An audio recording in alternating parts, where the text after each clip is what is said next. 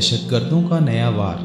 پاکستان میں شام و عراق کی جنگ سے پلٹ کر آنے والے شیعہ دہشت گردوں کی رہائی کے لیے کالعدم دہشت گرد تنظیم مجلس وحدت المسلمین نے جیل بھرو تحریک شروع کر کے حکومت اور سیکیورٹی اداروں پر دباؤ ڈالنا شروع کر دیا ہے۔ اس تنظیم کے نفرت انگیز خطیب اور ڈپٹی جنرل سیکریٹری حسن ظفر نقوی نے کراچی کے علاقے کھارا در سے پلان کے مطابق ساتھیوں سمیت گرفتاری دے کر اس تحریک کا آغاز کیا۔ اس تحریک کا مقصد حکومت پر دباؤ ڈال کر براستہ ایران شام و عراق جانے والے دہشت گردوں کے لیے آسانیاں پیدا کرنا ہے۔ اس تحریک کے ذریعے سے ان دہشت گردوں کی رہائی کا مطالبہ کیا جا رہا ہے جو ایرانی سرپرستی میں مختلف دہشت گردی کے واقعات میں ملوث رہے ہیں۔ خمینی انقلاب کے بعد جہاں دیگر اسلامی ممالک میں اس کے اثرات کی وجہ سے فرقہ وارانہ دہشت گردی شروع ہوئی، وہیں پاکستان میں بھی اس انقلاب کے بدترین اثرات نمودار ہوئے جو وقت کے ساتھ ساتھ بڑھتے گئے۔ ایران مختلف مواقع پر پاکستانی شیعہ تنظیموں کے ذریعے سے پاکستانی شیعوں کو بھرتی کر کے اپنے مذموم مقاصد کے لیے استعمال کرتا رہا ہے،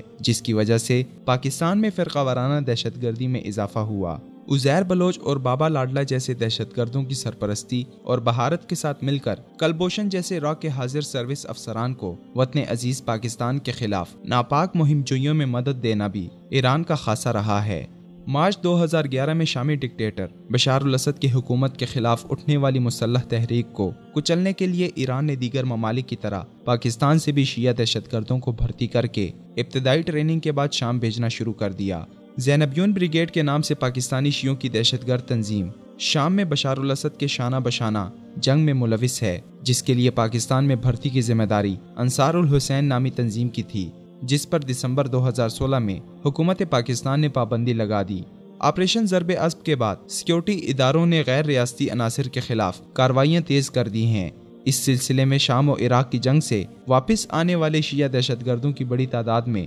گرفتاریاں بھی شامل ہیں۔ ذرائع کے مطابق ان دہشت گردوں سے تفتیش میں کالعدم سپاہی محمد، جو نام بدلنے کے بعد مجلس وحدت المسلمین کے نام سے ہے، کے قائدین کے ایرانی مفادات کی جنگ کے لیے پاکستان سے بھرتیوں میں ملوث ہونے کے شواہد سامنے آئے ہیں، جس سے بچنے کے لیے کالعدم دہشت گرد تنظیم مجلس وحدت المسلمین نے سیکیورٹی اداروں کو بدنام کرنے کے لیے جیل بھرو نامی تحریک کا آغاز کیا ہے، جس کا مقصد اداروں کے تشخص کو خراب کر کے ان کے کردار پر سوال اٹھانے ہیں تاکہ دباؤ میں آ کر شیعہ دہشت گردوں کے خلاف شروع کیا گیا کریک ڈاؤن ختم کیا جا سکے۔ وطن عزیز سے غیر ملکی عناصر اور ان کی دہشت گردی کو ختم کرنا انتہائی ضروری ہے، جس کے لیے جنگی بنیادوں پر اقدامات کر کے دہشت گردی کے ناسور کو جڑ سے اکھاڑ پھینکنا ہوگا، تاکہ وطن عزیز امن و امان سے مالا مال ہو کر ترقی اور خوشحالی کے راستے پر گامزن ہو جائے۔